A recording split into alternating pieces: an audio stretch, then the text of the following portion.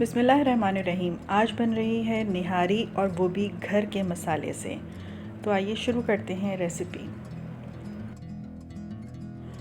1 kilo chicken के लिए जो यहाँ मसाला लिया गया है उसमें है 2 टेबल स्पून साबित धनिया, थोड़ी सी जायफल, थोड़ी सी जवित्री, 1 टेबल स्पून काली मिर्च, 2 से 3 अदद बड़ी इलायची, 2 से 3 अदद छोटी इलायची, 8 से 10 अदद लौंगें, 2 टेबल स्पून ज़ीरा और 2 टेबल स्पून भर के सौंफ के लेने हैं और इनको हमने पीस लेना है बारीक। दूसरी तरफ हमने ऑयल गरम करने रख देना है। हाफ़ कप के करीब ऑयल को तेज़ गरम कर लेना है।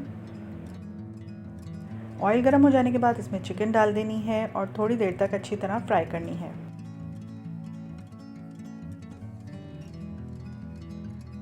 जब चिकन का कलर चेंज हो जाए तो इसमें 2 टेबल स्पून जो है वो पिसी हुई लाल मिर्च के जाएंगे और अगर आप कम मिर्च यूज़ करते हैं तो आप इसमें कम मिर्च डाल दीजिए।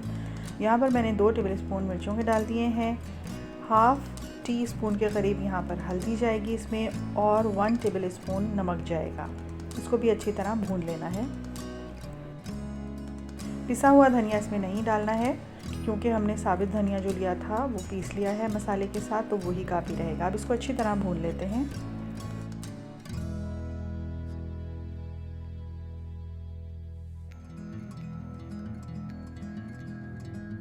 तमाम मसाला जो हमने लिया था साबित उसको पीस लिया है बारीक।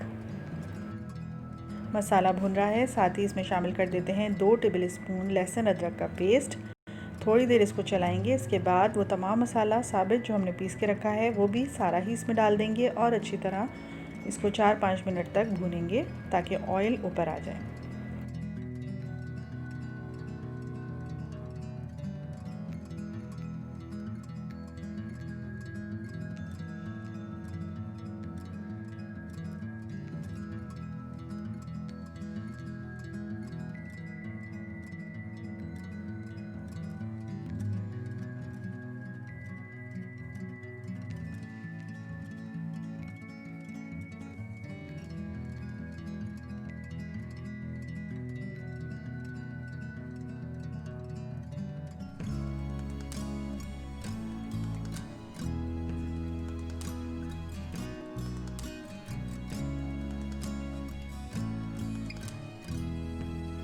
दो कप के करीब इसमें पानी शामिल कर दीजिए। इस वक्त हम थोड़ा पानी शामिल कर रहे हैं सिर्फ इसलिए ताकि इसका ऑयल ऊपर आ जाए और इसको तेज़ आंच पर 5 मिनट तक पकने दीजिए।